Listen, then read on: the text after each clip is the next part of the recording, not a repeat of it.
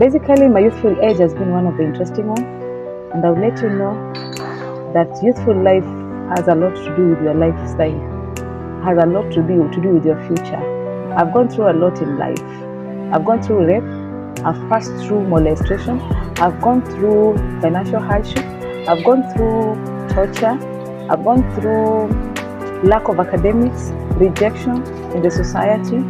Being a young mother at that particular age of 15, I was one of the people that was going through hell on earth. Basically, I'll tell all the viewers out there, anybody watching, anybody seeing, that take care of your youthful age. Work on your youthful age. Invest on your youthful age, because out of your youthful age comes your life. Hello ladies and gentlemen, welcome back to my channel. My name is Brian Famous and this is the Famous Show. Of course, this is the home where I bring all different kind of stories, people who are in career, life challenges, inspiration and motivational stories. And today I am joined by a beautiful lady here who has a beautiful story and inspiration. And I believe after this video there's something you will learn and you will that will help you to cope through life. So help me introduce here Madam Irene. She will introduce herself to you so that we'll go on with the video. Karibu. Thank you, sir. Yes. My name is Irine Atieno, Okay.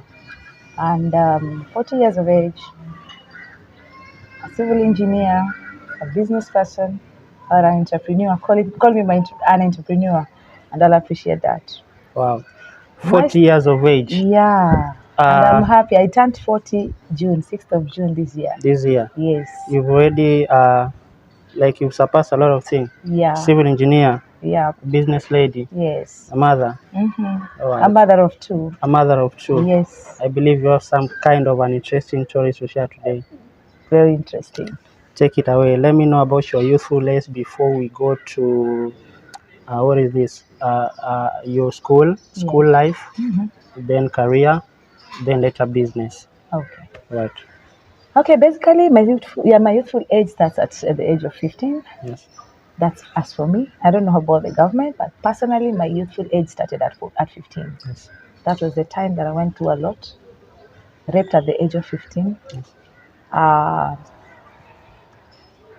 It was not a good rape, because being raped in the presence of your parents and your siblings was one of the worst things that can ever happen to any human being. I lost self-confidence. I didn't have guts. That bright girl that was in school, definitely I fell just down like that. My self-esteem just went down. I couldn't face the society, because every girl out there was being derived. Can you be like Irene? Every child, wherever they were, they would be told, "Can you be like Irene?" So I was the icon of the society by then. So this incident took me time. It made even my parents relocate, leaving me on the street, because I chose to be on the street. Because I couldn't face my parents, I couldn't face my siblings, I couldn't face anyone, friends and every other. I wanted a world of my own.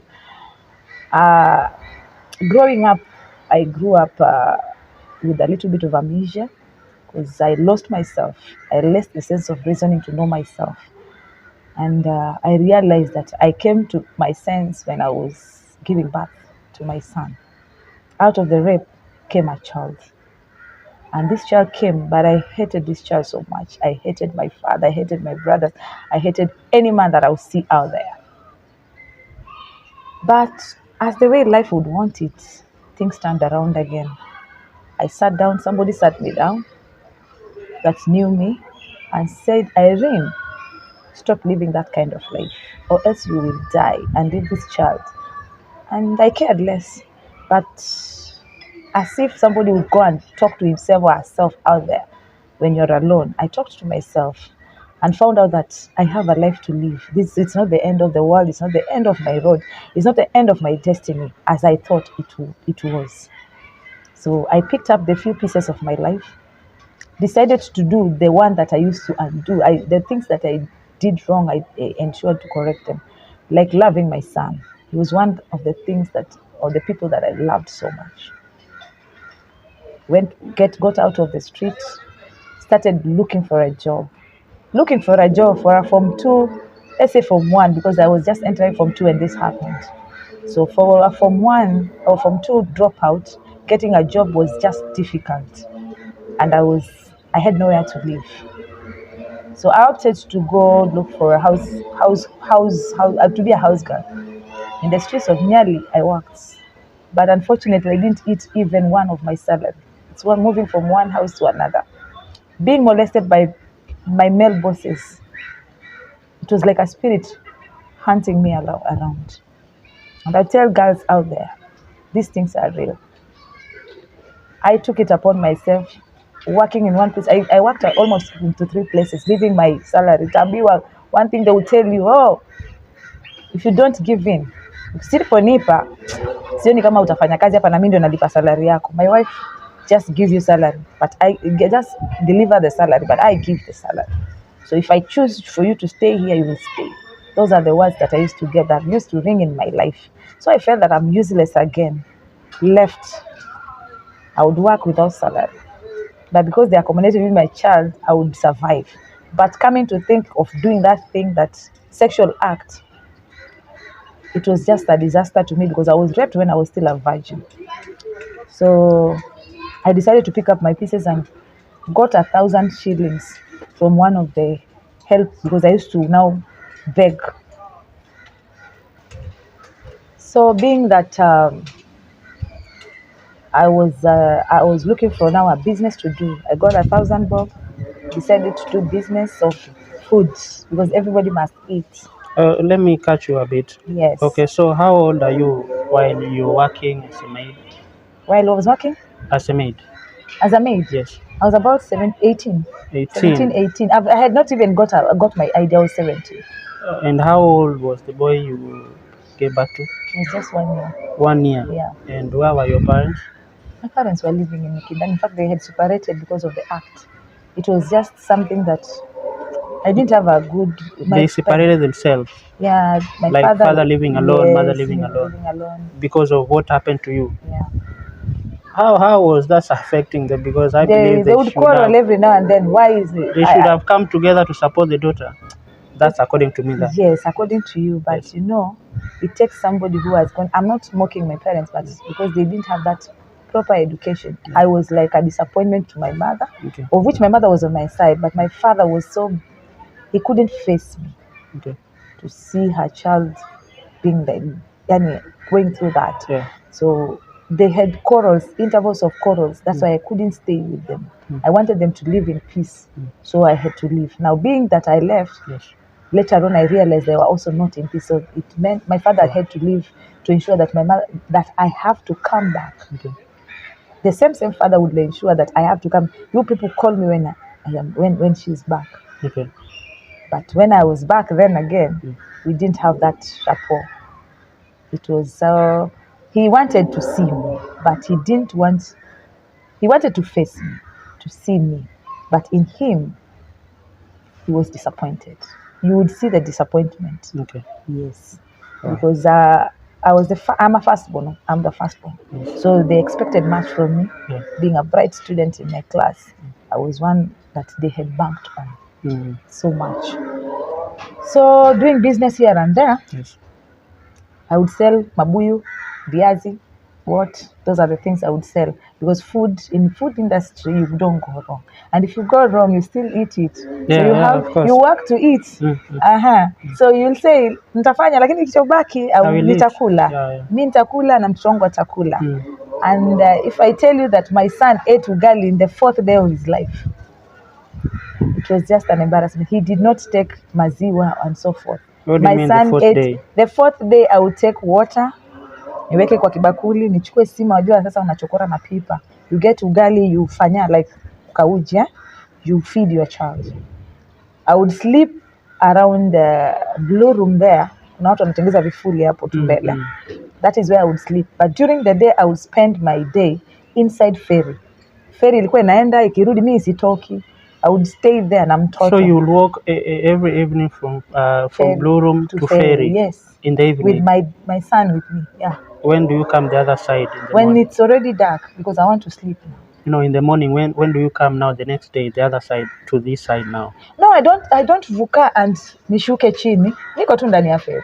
Sishuki. Yes, but then coming during the day, that's at In the night. morning. Yes, in the No, morning. in the morning when I wake up from the street, I go to ferry. As somebody bordering ferry. Oh, okay. But I will not alight. Okay. Nitakaa kwa ferry. Okay. Then moving ferry here and there. Watu wanaingia wanashuka, mimi niko tu. Hivyo. That was my home. Slept in the night. I slept on the street, but I wanted to spend a day somewhere. Oh, okay. So that was a busy place for my son and I. Okay. So ferry was one. When I board a ferry, I always cherish that place because it gave me a shelter during the day. So what time did you leave that kind of situation? It took me only 4 months. 4 months? Yeah. Okay, what happened? That's when I started looking for a job. Okay. I didn't get. Then later on, I landed to a house head job and continued with the house head job, being molested here and there. Then I started business. Being into business world, I did my business. Business like selling viazi. Okay, now you already have a house. Yeah, I started renting a house in Bombolulu. Yes. It was amounting to 300 shillings. Yes. Yes, it was a mad house. We didn't have a door. It was just a curtain that I placed. Yes. I laid a box and my clothes were my mattress by then. Yes. So that's what I used to do. So lived there while doing my business. Then I went to the market Kongwa Sokoni. I would pick what those people who carry viazi and watervisa and tomatoes, when they carry, others fall. So I would walk with my paper bag. It falls. That is what I pick. Yes. Then after all that soko imeisha, when people are done with the soko saa sita, I would spread my gunia and now put my assorted things. Sasa you have assorted things. That's where I did now my business. Okay. I started selling. Now people would buy. Those people of low class life. Yes. They were my customers because now they wanted rejected things. Because those were rejects. Yes, those were rejects. Yeah. So I would take them, sell them, make my money. The rest of them that were remaining, I'll ensure that I save. Nipike kama ni matoke. We eat with my son. My son started eating food as young as 4 days. So he'd eat food that you as a human being would eat. Okay. And that has affected his growth too. What happened? What happened to your breastfeeding? I used to breastfeed, but because I didn't have sufficient milk. So you yourself was not eating, that's why you could never breastfeed. Okay, so, and then again, where were relatives? I believe everybody has relatives. Why were you going through all this while there are people you call uncle, auntie? My relatives were there. Yes. They were looking for me, but it is me. I am the one who was shying away from them. Oh, okay. Because I was the icon. I was the girl that people talk about in the society, in the family. Yeah. So I've just disappointed a lot of people. My family extended, both in nuclear and extended family. Yes. So I didn't want to face them. I was not ready to face them. Yeah. So I decided to handle my life. I wanted to be that iron lady now. I want to make another life that when they meet me now, they will meet me that I failed academically, I let them down. But in times of life, I have moved, and I've moved with a pace. Not just, that is what I had now. That's zeal. I have to make it with or without that education. Yes. I'll have to make it. Yeah. But I sat 10 years down the line, 13 years down the line, that's when I decided, no, for me to fit in the society, I need still education. It is paramount. It is what you can have money, but you cannot have a good life. You cannot know how to spend it, use it. You cannot know how to talk in the society because your academic life is not giving you that confidence. Speaking English was something that I would speak fluently. But the problem is, even people didn't know that sikusoma by then. But what happened that I went back to school is that one of the girls had the same, almost similar problem to me. And nikamwambia there's Gumbaru, there's this adult education that I knew because I had already done research. I wanted to study, but I did research and I took the person. That was somebody that I called my sister. Taking her there, the teacher there who was enrolling her definitely thought that mimi nimesoma sana. But at that particular day, he told me, no, but you're not. How would someone Wafika? Nikamwambia me from one dropout. I can help you. You look bright. Remember, I don't have money.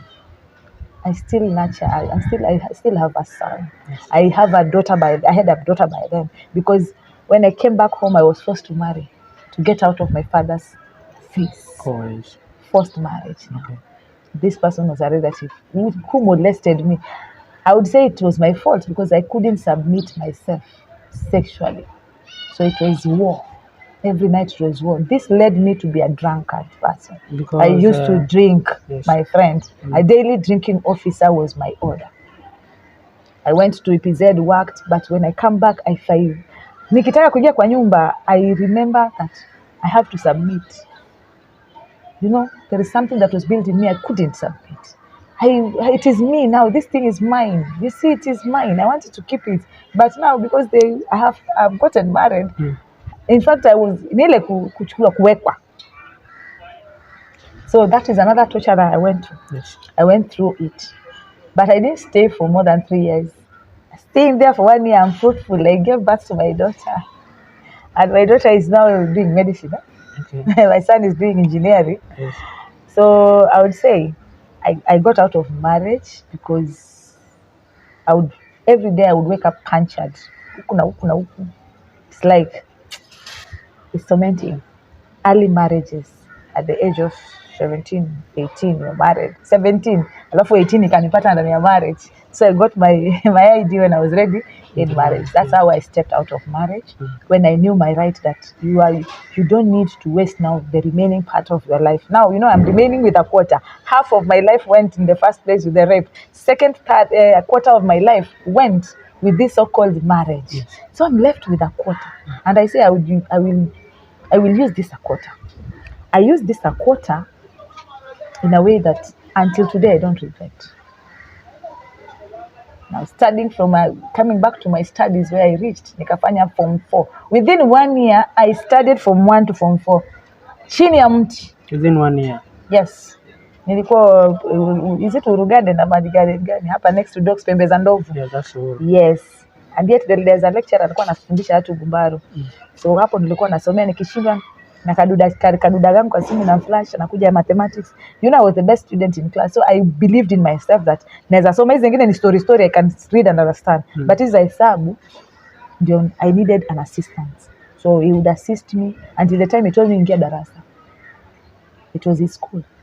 Nikaingia, nikakaa, learned, nika register within from October 10th to October 2nd. I had already started my exams. Form 4 exams, of which I did it as a private candidate in Chandaria Hall. Attained my grades. I would say they were good as per that time, because they are the grades that took me to diploma, to go and do my diploma. Chose one of the best careers because I wanted this and that. I sat down and said, this is what I want to follow, because men have maltreated me so much. So what catapulted me is that, what is it that is men that they would use me to that extent? Without my concept, without my word, they would do that to me. So I said, I want to be powerful. I want to be strong. I want to see their strength. I want to see what they have upstairs in their heads. That is what drove me so much. I wanted to be like, let me do male things so that these male men should not disturb me as such. But out of that, I landed into my career, which is civil engineering. Yes. And I ended up, how did I finance my education? Yes, it is a story. Yeah. I decided to make a merry-go-round with women in my church here. Okay. We sat down there at this restaurant beside. Yes. One of them was the one who came. And I told them, tuanze merry-go-round 1,000. Wakasema, no, 2,000 is good. It was an idea that I came with. I was just one junior, but I came because they are my mothers. And I told them I want to be number 1. So I got 20,000. Yes. My cause, once I was there for a trimester, one semester, one semester, let's say 1 semester, yes, is 33,000. Okay. So I paid 20,000 on my entry. Kisha enroll nipoingia tu hivi. That's what I paid. My cue that nataka kufukuzwa because I have to do NEC exam. So registration of my NEC will not be done if I don't have money. So nikafukuzwa na jificha, I dodge and enter class. It went on. But one lucky day, our governor came. He didn't come, he was looking for people to sponsor. And I happened to be number 1 because By then I was the class rep of the class. So they wanted people. So do you put yourself out? I No. had to be number one. Yes. Number one. You wrote So yourself. I wrote myself. Yes. Putting myself in there, he was so amazed because there's a time we faced him, we talked to him, and I was the one who was talking, and he felt good. And I told him about a little bit of my story, kidogo, from Governor Joe. And he said, wow, you came back to school, you are above 30, yes. And this is what you want, yes, take it. So he paid my school fees. I remember he paid a check of 55,000, and it's not only me. Thank God for his life. He paid for 500 students that particular time. So by then, again, I was moved. I love politics. So I was moved with politics because the student organization was one thing that I would do something that would make money in my pocket. Yes. So I said, politics here would do me good. I vied for the deputy presidency seat. In fact, I wanted the presidency seat, but In the being school. that, yes. Okay. So in my second year, I was a student president. So I would have pocket money. As a student president, deputy president, Yes. nani mama. Me, I vied as a mama of the students. Yes. So they believed in me because I wanted to nurture them as a mother. I wanted to remove a lot of the girls from doing prostitution, getting out of drugs and alcoholism.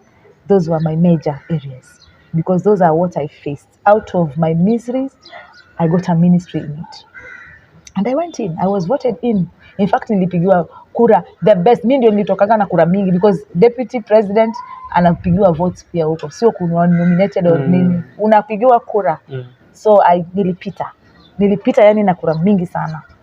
So being in the office, my principal, I would operate in a mature way because I'm matured. Strikes came down, everything came. We would talk with students. I would talk to students. I would get them out of what they are going through. I would give them my story. Wengi walitoka katika maisha. They got out of prostitutions because most of the college and the university students would go for prostitutions to earn a living. Yes. So I would talk to them. Introduce lollipop in school.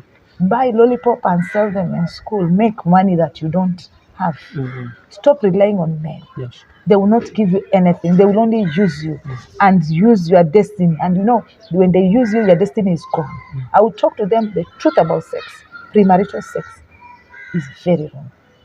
I talked to them about drugs and alcoholism and drugs. They're all drugs. People wanakuvuta shada, nini. I befriended them first. They became my friends. I would go to the trench, kuna jobless. In every school, there's jobless corner. Yes. We would go there, talk to them, because they're the people who voted me in fact. Now, taking them out of that, it wanted professionalism, though I was not a professional into counseling, but kuna ule swaiba, nikiwambia story yangu, showing them pictures of me when I was hurt down. They were like, no, we had to. Wale walikuwa na bet, we had students who would eat their parents' money to bet. Then shule na wakataa, then they just roam around school na hawako shule, you see. I told them about life ahead. I told them, look at my age. I'm back to school. Don't regret like I did. Yes? Don't regret. You have to make your life by yourself. People made life. Many people were transformed. I was even in my office, I used to do counseling like 2 to 3 people daily, aside from my studies. I'm not being paid for that, but I was giving back to the society. So that led on, and our governor was even campaigning for his next rerun. Yeah. Guess what? Since I was the deputy president, being that I wanted the deputy president, he also had an upper hand because it's always war. We students, we have wars when it comes to politics. Yes. But he gave me an upper hand because I had security all over me. You see, mimi ni mwanafunzi wa Mombasa City Polytechnic. Mombasa City Polytechnic was the organization that was paying school fees for us. So everybody was like, they have to support me because everybody wants to be so sponsored. And I was the president of the students, and I was the president of the people I was representing the student governor's office. Yes. So it could call us, we'd start all the president of the student unions. And I happened to be the secretary again in that student union. So I had an upper hand to push for him to have the seat because students were many in Mombasa. We were partying with a big number, so we knew if we stand with him, we can giving them a testimony of what he did in my school was an upper hand for him. Yes. So that is how he went into the second term. Yes. The second term. He did not ask me to do that, but I thought this person pays my school fees. Yes. What I can only give him is another upper hand to do what he's doing best, and he did it. I am here out of school. When I finished school, that's when I got to this business. Got this business, run this business. Where I did my attachment is Kenha. From there, I got so many contractors looking at if they got contracts. Irene, to supervise is a kazi. When the superintendent naweza kuangalia kazi. So at night you find me maybe in Malindi. I work with roads most of the times. Wao wanapewa contracts. So mi kazi yangu ni inspection of material, inspection of the works, seeing that the works are done, maybe diagnosing where the problem is and what have you. Those are my works. So unapata unapewa, sijaandikwa permanent na mtu. Have not been employed permanently when it comes to my career, of which is coming. And it's not just coming to be employed. I am coming up with my farm, my construction farm, Okay. of which I believe in self-employment, but I also believe in career. If you are employed, well and good. Me hata ningepata employment, but my rates is too much, so I have to. My goals are also too big. Yes. But if I get an employment, I will start with there. There's always a starting point. Yes, you start from somewhere. You start from the known. When I'm a mathematician, I start from the known, solving it from the known to the unknown. So the known is career. Go for your career. The unknown is your business because that one has ziko questions. It needs full strength and force. You have to push. You have to leave everything. Put all your mind there. So people can do it. I've nurtured people doing it. Even in business. I had a call even yesterday, another kijana was, hey, mami tulifanya naye tusome naye mapezo bana, tafutie kazi, you see? And you look for hizi kazi unawatafutia. Go to career point, unawatafutia kazi, unawaandikia basi hivi. You do it for them because you're teaching them. They'll also be a beneficial to the other people later on. Yes. So in life as a youth, you're investing on your future. You don't just live because you're living. You live because this is life. Make your life be known from your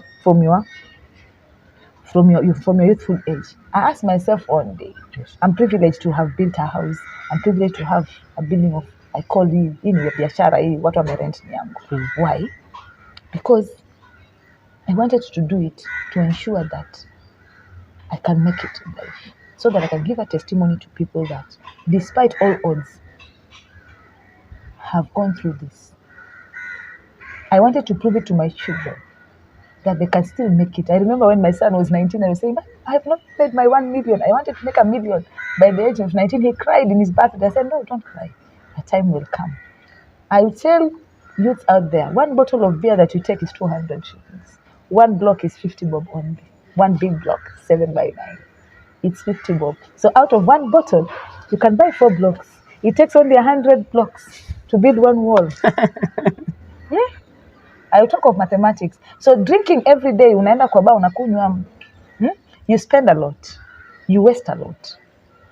That is what I came into my mind. And that's how I moved from one ladder to another. I'm not here to declare where I have, but I'm here to show people that they can make it. Yeah. That girl who was poor and wretched, molested, nowadays is being respected. Yes. I can sit down on the tables and argue. Sitaki hii lami imwagwe. Now it is worth millions. And when I reject it, it is rejected. Yes. Go back. That girl who was being corner. Today I have a say. Yes. Why? I decided to use their quarter part of my life that was remaining to restore all that was lost in yes. So every youth out there must know that their destiny is in their hands. Mamangu hakunifunza. I will not keep on complaining and blaming my parents. No. They did as per their standard, as per what they know. That's why they're my parents. They are there to take care of me. But my life is in my hands. To make it in life is in my hands. To not to make it in life is also in my hands. So I am my own enemy. Yes. The moment I realized that I am my own enemy, I left my shadow and decided to walk alone. Took my life and In fact, most of my time I take in writing I write my life from the end. I want this. This is what I want. This is what I want. If I want this house, this is what I want. What does it take? I'm a person who is into farming. I farm. These hands don't farm. But as the way my father would say that, he would wish me hapo awali. He would say, watoto wangu someni msilime. Why? He wanted us to come. He would believe that we would work at KRA. Yes. You put a stamp like this is 1,000. He would say that. Watoto wangu, you go. So he would say. So I say, farming is good. People will work for me. I wanted that life, that people will work. Using the leverage of the minds of people was what I wanted. And that is what is going on in my life. So, youth out there, as a youth, sit down, draw the blueprint of your life. What do you want in life? Whatever you want in life is achievable only if you will sit down and work on it. I have passed through temptation as now because I do supplies. And in my industry, there are challenges. Male-dominated sector has its own challenge. Why? Unataka kazi, mwingine atakwambia vua nguo, vua suruali. If you can't give me money, give me your body. It's there. And so guess what? How do you overcome those kind of challenges? Simple. Mm-hmm. I have my principles. Stick to your principle. When a man, I'm sorry you're a man, but when a man makes you remove your panty and access you, what will he give you that will succeed you? Nothing. It's good to work. There's no shortcut in this life. There's a way you have to follow. That is your way. Shortcut will not take you anywhere. People have gotten HIV/AIDS. People have been sacrificed by cult members out there. I have been having temptation even when you told me I'd have an interview. That week I had temptation. I almost got raped by a man. That is not this Monday, the upper Monday. But nowadays I'm strong. Because everything that a man would want is inside, between your legs, my friend. There's no free lunch from a man. I will not buy you free lunch. You should enroll for a karate course. No, it's not even karate course. Yes, what do you It's need? just that you use psychology. Okay. Yes, I used psychology on that particular day. And God helped me here. Because I said I refuse to be raped again. I refuse. Ladies, kuna wasichana hapo nje, they are selling their bodies until date, thinking that they will make their destiny bright. It will not be. You are wasting. You're wasting your destiny, you're wasting your life, and you're wearing out. The money you get, money is a piece of paper that can be photocopied. How? Put it into work. Stop putting your body into work. You're misusing yourself. How many people will enter you? How many people will access you? No. Walk out there as a youth. Make your blueprint in life. You will start from somewhere. I started with it, though it was late. But I tell you, even my mates have not reached where I've reached. That's true. The mates that I was with in primary and high school, yes, that used to laugh at me that I didn't complete high school after being the best even in school. That 1 year, they would mock me. But today, I look at them and say, hey, tafuta maisha, go back to the blueprint. Go back to the drawing board. Chora, anza kuchora tena upya. Youth, jichore maisha yako. What you want today, if you desire a house, go for it. If you desire a what, go for it. Start working from it. Don't go in and jump and say, I want to do these shortcuts. There's nothing like shortcuts. Whoever that is watching me, be careful about your youthful age. That's where we are heading. People, the society have just made it shortcut to the life of youth that you have to sell your body to get something. If this tender utaki kunipa, you don't want to give it to me because I have to give you my body, forget it. I don't part with my body. This is my life and I can't give you my life. What will I remain with? I'm proud and I have pride with my sexual organ. I will tell people that is the most important part in my body. Ladies, stop this. This is your dignity. If somebody accesses your dignity and take it away from you, what are you left with? Atakwambia natumia tu nitaacha.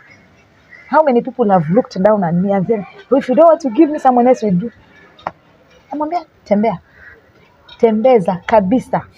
Let that person give you, but as for me, I will remain. Mimi nataka kuwa mimi, na nitakuwa peke yangu. I will not give you because I want to give you. I don't because you want it. No, there's time for everything. You should know there's time for everything. The time to have sex is not a season that it is fashion. No, it is your life that you're wasting. Then they have to work. People have to work. Youth find something and do. The Bible says, "He who findeth a thing, whose hand findeth a thing to do, do it with all your diligence." You find something to do. Me, I used to sell mabuya. I was known. I used to sell mandazi in the morning. I was known. I was to sell kabusa. I was known. And it became what? Now I have a restaurant. I run a restaurant. Why? Because it started from bottom.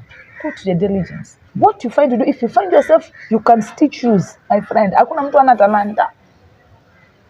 Do it. Do it. That's why my children, they don't sit down. They are in the university, but they do business. They've registered their own. They have their own companies.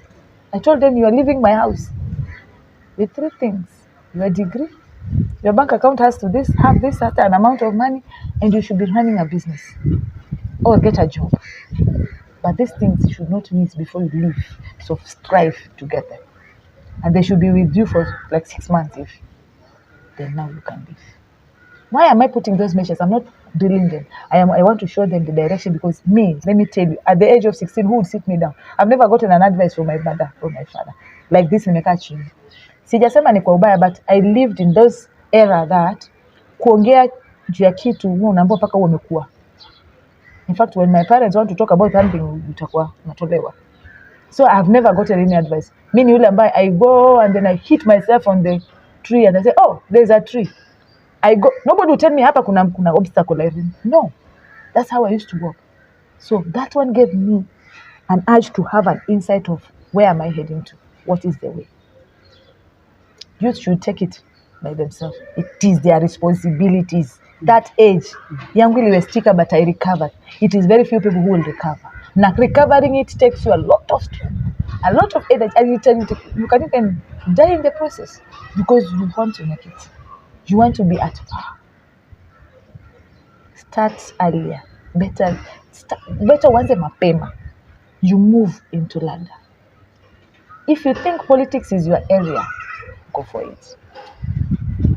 Define, you should have a definition from the word go. It is not time to hype. It is not ile exorbitant, useful exorbitant na kushika unakaa wewe ni that's not you. I tell them all the time, si kusag. Don't sag and tell me yo ma me. No, that's not you. Unataka kuwa msanii, lakini kuwa msanii mwenye heshima. Respect matters, and you don't respect people unless you respect yourself. Respect your body, respect your life, and respect your destiny. The moment you respect your life, destiny, and yourself, and your body, you will know that I have what it takes to live. My future is in my fingertips. I press the button that I want. Nobody holds anybody's future. There's nothing about luck. Hakuna cha bahati nasibu hapa. Fanya kazi. Shikilia hapo. And out of all this, put God first. He will lead you. That's a very interesting story right there. So as we come to an end, I would just like to ask, what's this one thing you regret you never did in the past and you wish you did it? One thing that? You never, you wished you did. Something you regret not doing. Initially I would regret not loving my son. Okay. That is the worst thing that I did. Hating him in the initial stage was something that I hated. I never liked nikiwa nakuwa. If I add another one is my youthful stage was a waste. I regret that, and I never wish to have done that, because that was the time that I would have been greater than this if I would have utilized my youthful stage. That was the time. I didn't say that I'm saying nimetoka nje ya youth bado. I'm still one of the mamas that are still slaying and at their youth, but I'm doing it kuchelewa. Yani time yangu ni kidogo. Youthful age ni kubwa, but ni kidogo ndio nimetumia, because hii nyingine ilikuwa waste. Ilikuwa trial and error, ilikuwa litmus. Yeah. Yes. I don't know if there's anything else to ask. That was just so such an inspiring message. Thank you. Apart from ladies learning, I think I was also learned myself. Mm-hmm. I've just learned a lot, and by listening to this video, watching it, Mm-hmm. I think I'll just have to have a pen and a notebook to write everything down. Yeah, And you know that it's not all about ladies, it's yeah. all about even men. Youth is a It's big problem. it It's a was broad, a topic of all the all the youths, youth. so it didn't have to be ladies only. Yes. It involved But I'm everybody so touched with working. ladies. Yeah, yeah, and the fact that you even wanted to go into men's dominated areas, Yes. that's also like kind of what is this? What's the word? You're saying something about uh, yeah, what men have that these ladies. Yes, what I was trying to say is that Yes. what I wanted is to know men, because remember that my first marriage crashed. I don't blame that man. I blame myself because I couldn't submit also. But I always want to learn men. Let me catch you a bit Yes. short. Yeah, like, do you think if you could have submitted by then, you could still be in the marriage right now? The way to a man's heart is through the stomach and in bed. Okay. If you deny a man food Yes. and deny him sex, Mm. definitely he will be one wild man. So what was you not doing? What were you not doing in I particular couldn't do time? because I was now by that time I was suffering from Your past, the let's rape. say. Yeah, my past was haunting me Yes. concerning the rape. I knew all men are just worse. They are just evil. So that's why I didn't submit. So I didn't love him too, but aside from loving him, maybe that would have grown. I don't know. But what I would say is it was my mistake because I was suffering like that. I didn't understand him. It was also his mistake because he knew who the package he has got. He knew that this package is gonna a bad part, so he didn't handle me in a good way. Yeah. Okay. So people should know that in this life there is ujue. Mimi sikutaka niingie katika another relationship siku moja, then I become a worst person. I wanted to be the best. I didn't want to have a relationship which would crash. I didn't want to have a marriage that would crash. Out of this bad gender is what I got the best in life again. If I see my son today, if you see him today, we love him because he's one of the children that, not even one of the youths that are being adored. Mnakwambia, hey, mtoto wako anaweza kukaa kwa biashara yako na karamu, biashara yako na heshima. You see? Because they remember. I had to sit them down and tell them my story so that they can learn. Naelewa? So there is that which we gain. As men too, you have to treat people in a way that is understandable. Wow. Yes. Thank you so much for showing up, I must say. Yes. Yeah, so would you like to be reached? Kind of contact your business lines? Oh, really? Yes. There's no problem. Okay. The only line that you can get me onto, I only use one line. Okay. 0721 543848. I repeat, 0721 543848. Anytime you need counseling, anytime you need an upliftment, anytime you're going through some lives that you have had, that have gone through, you can still contact me. There's a way out. Problem shared is halfway solved. We can still find a solution to it. Don't give up in life. You still have life.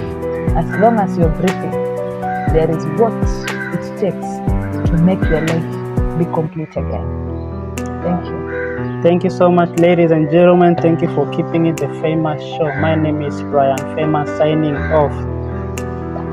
Bye.